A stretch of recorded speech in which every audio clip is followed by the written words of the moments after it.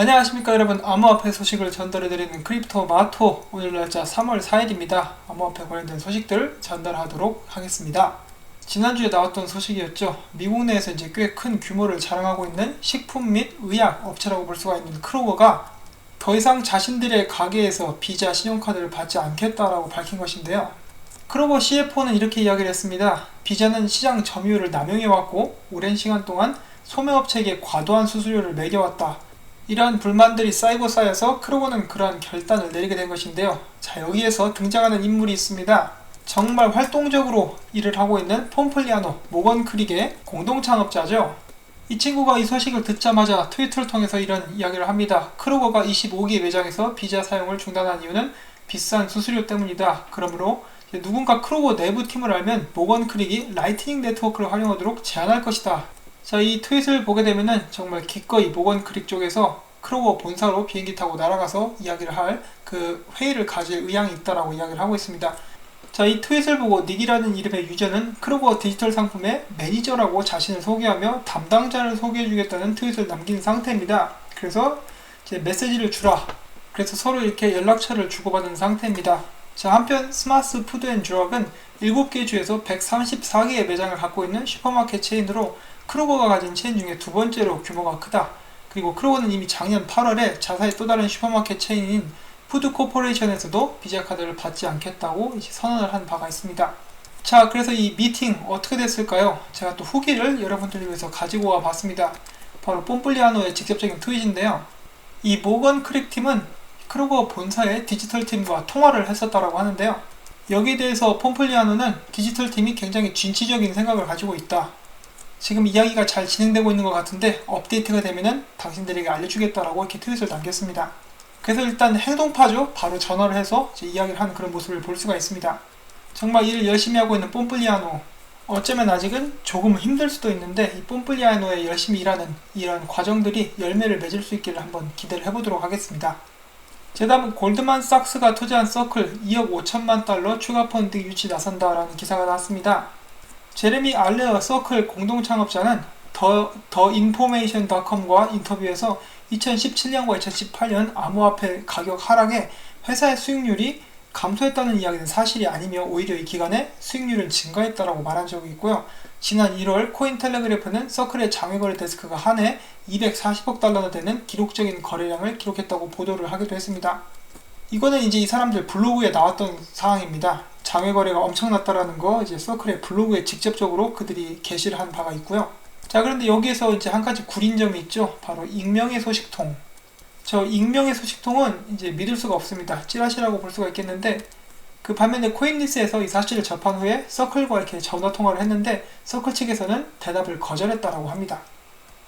자, 이더리움에 이어서 트론도 하드포크를 진행을 했습니다. 그 이후에 트론 그리드 2.0이라는 것을 업데이트할 예정이라고 하는데 트론 그리드는 개발자들이 트론 블록체인을 활용해서 어플을 만드는 것을 더욱 용이하게 만드는 것을 목적으로 진행이 된다고 합니다. 이번에 트론 그리드 업데이트로 개발자들은 D앱을 더욱더 쉽고 경제적으로 만들 수 있게 되었지만은 아직 풀 노드 운영을 위해서는 더 많은 하드웨어 그리고 또한 대역폭과 시간 투자가 필요하다고 전했습니다.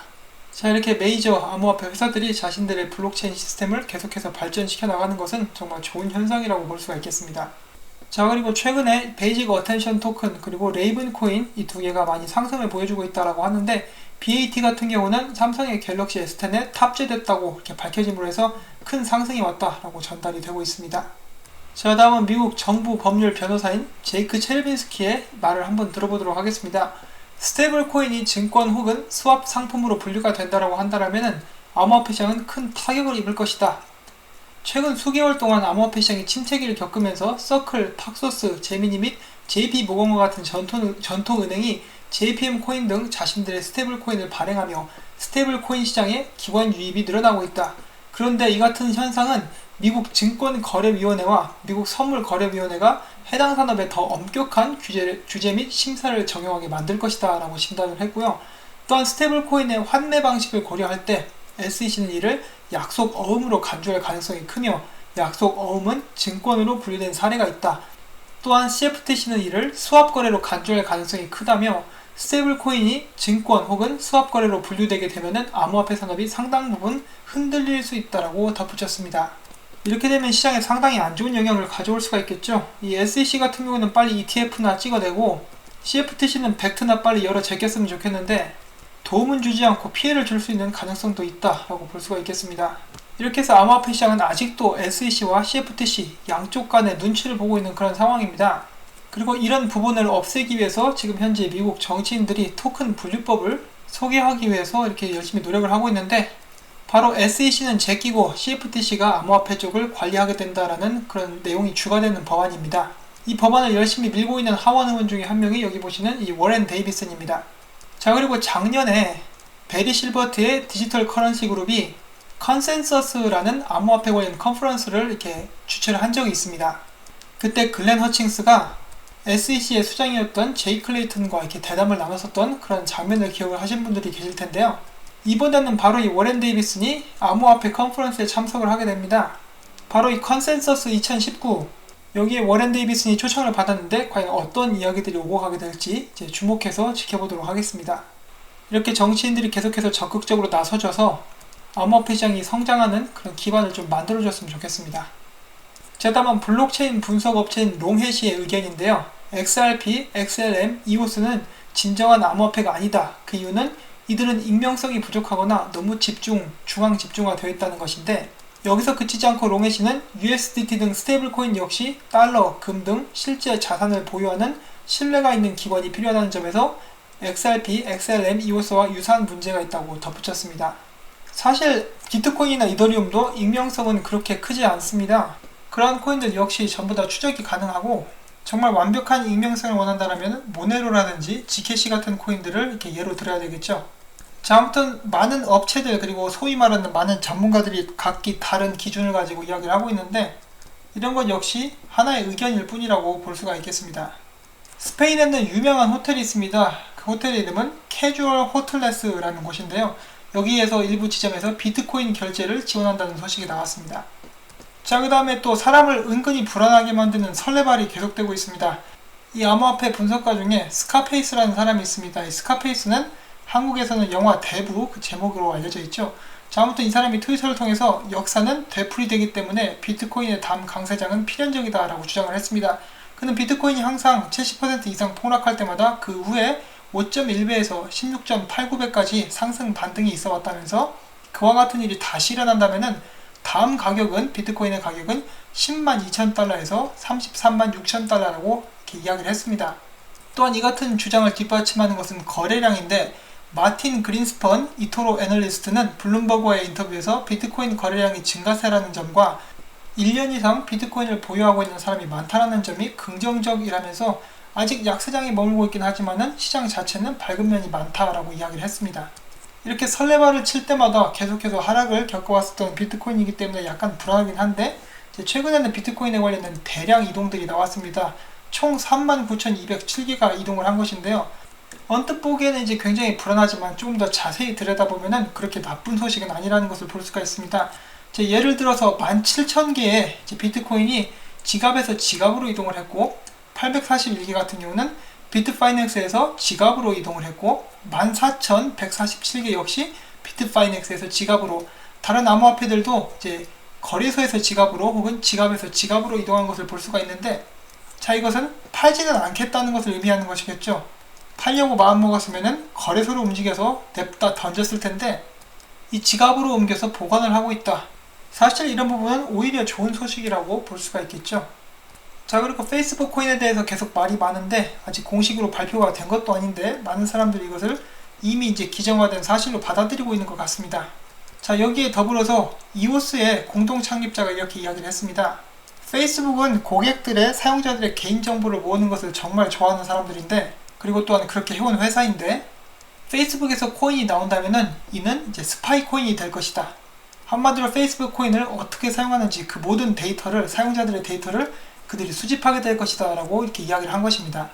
그래서 개인정보보호 측면에서는 그렇게까지 좋은 소식은 아닐 것이다 라고 이야기를 하고 있고요. 뭐 일단 아직 발표도 안 났는데 아직까지 벌써 이렇게 너무 앞서가는 거 아닌가 하는 생각도 듭니다. 자, 그 다음에 미국 연방 US 마샬이라고 하면은 예전에는 연방 보안관을 이야기하는 것이었죠. 지금도 그 의미는 비슷합니다. 연방 법원을 대표해서 집행하는 사람들을 US 마샬이라고 하는데, 이 사람들이 범죄자들을 잡고 처벌하는 과정에서 압수한 비트코인의 양이 상당하다고 합니다. 무려 13만 8천 개가 된다고 하는데, 이 압수한 그 모든 비트코인들을 헐값에 경매로 팔아 넘겼다고 합니다. 그래서 기사에서 이야기하기를 만약에 이것을 팔지 않고 가만히 가지고 있었다라면은 지금쯤이면은 5억 달러가 됐을 것이다 라고 이렇게 이야기를 하고 있는 내용인데요. 이 경매에서 이 비트코인을 사서 부자가 된 사람 중에 대표적인 주자가 한 명이 바로 팀 드레이퍼라고 합니다. 나름 재밌는 소식이죠. 여러분들이 지금 가지고 있는 암호화폐들 역시 나중에 가치가 어느 정도까지 상승할지는 그 누구도 모르는 일입니다. 자, 그 다음에 중국의 거대 기름 회사인 페트로차이나가 암호화폐인 매트릭스 AI 네트워크와 파트너십을 맺었습니다. 그럼에도 불구하고 매트릭스 AI 네트워크 가격은 그다지 상승하지 못하고 있는 그런 모습인데요. 이러한 큰 파트너십이 있었다는 거 소식을 여러분들께 일단 전달을 해드립니다. 자, 그 다음에 계속해서 안 좋은 소문이 끊이지 않고 있는 쿼드리가 CX에 관한 새로운 업데이트가 한 가지가 나왔습니다. 여러분들도 기억을 하시겠지만은 이 쿼드리가 CX의 CEO가 갑자기 난데없이 인도로 여행을 갔다가 변을 당했죠. 그래서 이제 하드웨어 월렛에 있었던, 묶여 있었던, 저장이 되어 있던 그 암호화폐들은 영원히 이제 구제를 못하게 되었다. 이런 사실 때문에 꽤 큰 뉴스가 되었었는데, 간간히 계속해서 안 좋은 소문이 들리다가 이번에는 이 암호화폐 지갑들에 대한 감사를 위해서 여기 보시면은 어스트 영이라는 회사가 그 암호화폐 지갑들을 이제 체크를 했다라고 합니다. 그래서 하드웨어 월렛 6개에 이제 고객들의 암호화폐가 저장이 돼 있어야 되는데, 그 안을 확인한 결과 정말 놀랍게도 1억 5천만 달러어치의 암호화폐가 있어야 되는데 없었다라고 합니다. 자, 이 사라진 암호화폐들의 행방을 계속해서 추적할 것이라고 이야기를 했는데요. 정말 여러가지로 구린 냄새가 너무 많이 납니다. 많은 사람들이 의심을 하고 있는 대로 이 CEO는 어딘가에 살아있을지도 모르는 일입니다. 그래서 고객들의 암호화폐를 모두 다 들고 어딘가에서 도주 및 도피 생활을 하고 있다, 이런 생각을 하는 사람들이 점차 늘어나고 있는 추세입니다. 자, 그 다음에는 이제 마법의 똥대포씨가 새로운 차트를 그려서 이제 여러분들께 한번 보여드리려고 가져와 봤습니다. 뭐 그렇게 특이할 만한 사항은 보여지지 않죠. 이제 저희가 봤었던 그런 차트들과 비슷한데, 그가 예상하는 차트의 흐름은 이렇습니다. 이렇게 해서 쭉, 그리고 100만 달러까지 올라가는 거, 그냥 재미로 한번 보시라고 이렇게 들고 와 봤습니다. 그 다음에는 재밌는 짤 몇 가지를 보도록 하겠습니다. 여기 보시는 이 차를 보면은 비트코인 로고가 박혀있죠. 그래서 우리는 당신들이 비트코인을 통해서 돈을 벌 수 있게 도와줄 것입니다 라는 광고를 하고 있습니다. 살짝 수상하기도 한데 이런 광고 재밌죠. 자, 그 다음에 이제 대한민국 e스포츠 굉장히 열기가 뜨겁죠. 그 중에 하나는 바로 스타크래프트 1입니다. 아직도 계속해서 많은 사람들이 플레이를 하고 있는 그런 게임이고, 아직도 대회가 열리고 있는데, 여기 보시면은 그 스타크래프트 1 그 맵이 있어요. 게임 맵이 있는데 이름이 블록체인입니다. 그래서 재밌어가지고 한번 가지고 와 봤고요. 더 나아가서 나중에는 다음 맵에서는 이제 비트코인 맵, XRP 맵, 이더리움 맵 이런 것도 한번 나왔으면 좋겠습니다. 자, 오늘도 제가 이런저런 소식을 모아서 여러분들께 전달을 해드렸는데, 이 영상을 즐겁고 유익하게 시청하셨기를 바랍니다. 제가 전달해드린 정보들이 도움이 되셨다면 꼭 구독과 좋아요, 그리고 앞으로도 제가 이 채널을 유지하고 계속해서 열심히 일을 할 수 있도록 광고 시청을 처음부터 끝까지 이렇게 부탁을 드리도록 하겠습니다. 광고를 끝까지 시청을 해주셔야 제 채널에 도움이 되고요. 여러분의 그런 도움 덕택에 제가 매일매일 이렇게 열심히 일을 할 수가 있습니다. 시청해주신 여러분들께 진심으로 감사의 말씀 드리면서 저는 물러가도록 하겠습니다. 안녕히 계십시오.